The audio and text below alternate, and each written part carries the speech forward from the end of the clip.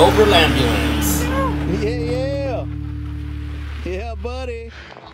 So one of the many cool rigs out here is this sweet Tacoma. We're gonna talk to the owner, get a quick walk around on. So this is the owner. What's up, brother? What's up, man? What's your name, man? Chris Jensen. You got a Instagram or YouTube? I do. KJ Redbeard is my Instagram, and then ADV Red on YouTube. Oh, nice. Yep. So we're out here just chilling at the Wolfpack Roundup. Yeah.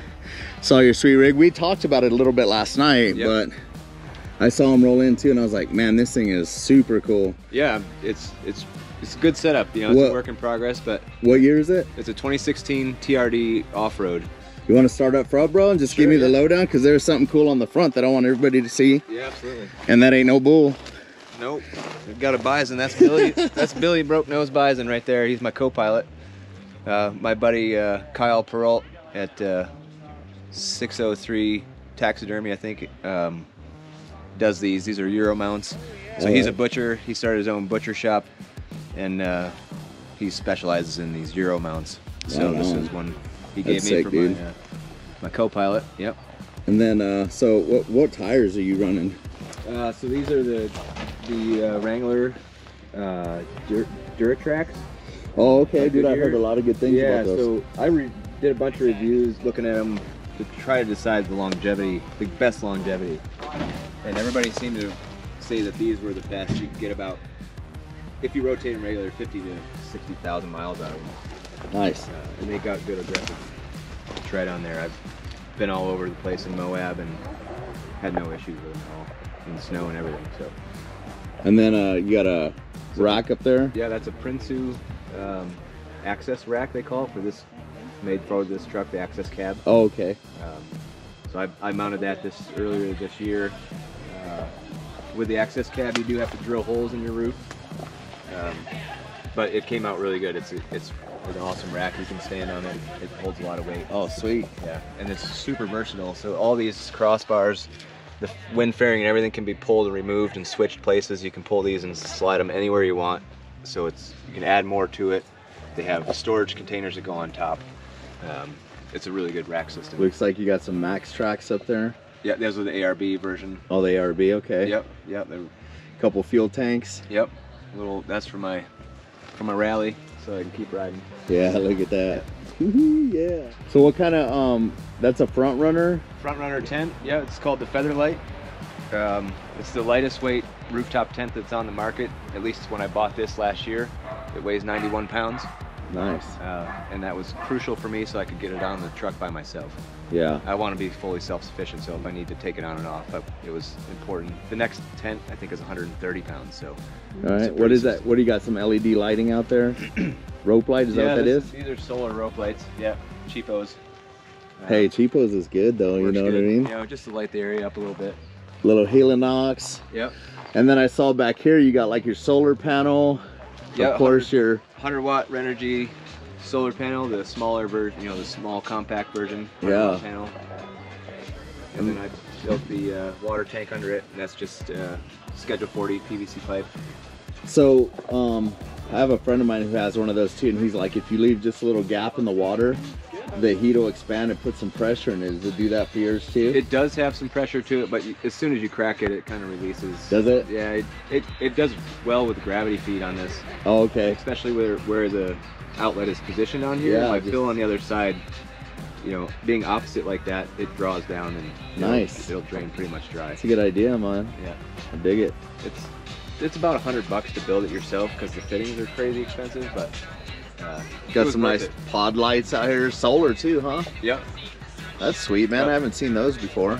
These aren't solar. Oh, okay. This is for that rope light. Oh, nice, dude. Yeah. I was like, dude, no, solar pod lights. What? That'd be cool. No, those are hooked into my reverse lights. So don't go steal our energy, Rigid. Don't steal our idea, Rigid. Yeah, right. Solar pod lights. That's ours. Yeah. And then you got Dobinson's slide. Dobinson's refrigerator. That's the 45-liter fridge. That thing is awesome. I absolutely love it. And then you built this too, right here? Yeah, I built this. So these slide out 4 feet deep. They're totally independent. They can be taken right out. There's a strip underneath that slides in the bed. That's sweet, man. So you just line it up to the edge and throw it right in. Go right in. this one, same idea, but it's all the food side. Look at that. Now I know where to come get me some pasta, bro. Right? Yeah, I got plenty. We can feed the camp. And then the center one goes all the way through. So it's got my tent poles in here, tripod cooker for open fire cooking and that kind of stuff. Oh, sweet, sweet. I like to do most of my cooking on the open fire if I can. I've got a little contained, I'll pull that out because it's pretty cool. A little contained burner that I made. Oh, dude, I like I love when people have the side windows that open. So this little guy. What? Is my fire pit. You just cut the bottom off the propane tank? That's a balloon time helium tank. Sweet. But yes, you could use a propane tank. They're just a thicker wall. So I found that on the side of the road.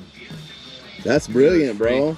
And then you just use the existing handles to... Those handles were on it. That's the top of it. Yeah. So that makes the stand. I cut the plug off the bottom and then just drilled holes through, and it works like a solo stove. So I can put charcoal on this and just use this as a fully contained.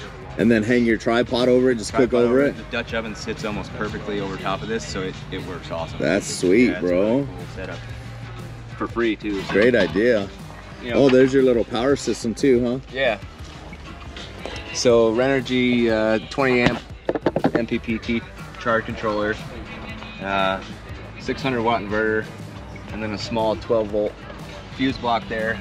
And then I've got, everything has got shut-offs on it, you know, breakers on everything. Just sweet, so man. Try to prevent fire. And you can kind of see the battery. It's hard to see, it's packed in there, but that's my Red Star battery in there. Oh, nice, dude. So that's a 190 amp hour battery, and it's made for telecom, so it's a recycled battery. That's awesome, man. Yeah, we were talking about that earlier, and I got to get one of those bad riders.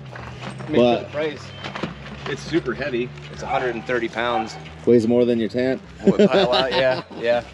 So I had to be very conscious of where I put it and get it secured so it didn't go flying around back there. Nice. And then you got your bike rack back here. Black Widow bike rack. I think I got that on, I think it was off Amazon too. The evil Amazon. Hey, dude. But for 150 bucks, man. If they got the stuff you need for the deal you need, you know. It was quick. That was really the deal, was that I could get it fast. And it works awesome. I love this thing. That's a 340 pound bike. This is a 400 pound weight limit on this. Went up over Hurrah Pass and down in Chicken Corners and all that stuff, and this thing was solid. Nice. Yeah. And then the bike, what year is this thing? That's a 2019. Dude, I saw this thing. I mean, out here it sticks out like a turd in a punch bowl, you know what I mean, dude? I'm like, what? Yes! I love bikes. So that's a 2019 Honda CRF 250 Rally. Modified very much. Yeah, very much modified. Yeah.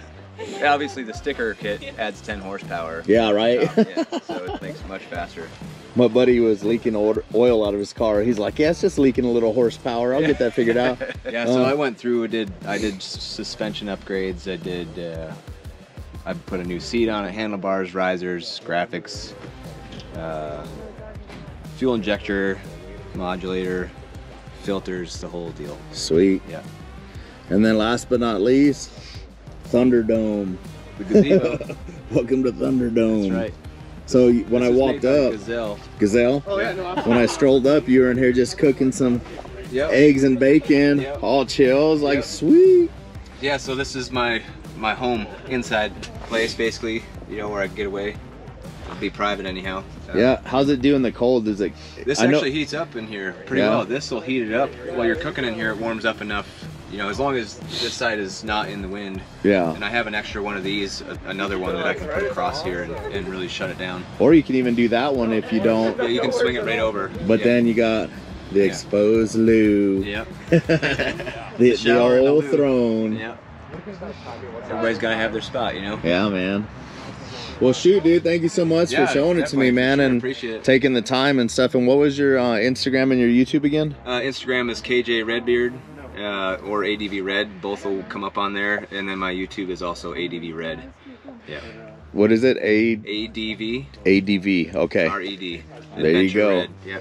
I just wanted to specify it that way people could decipher from the right here. The letters. What stickers, bro? Yeah, you got any more stickers? For sure. Yeah. Oh yes. Yep. Get a fucking sticker. Yeah. It's kind of sad. I'm so stoked over that sticker. Sweet, dude. Thanks, brother. Yeah, for sure. Appreciate you giving me the tour too, man. Yep.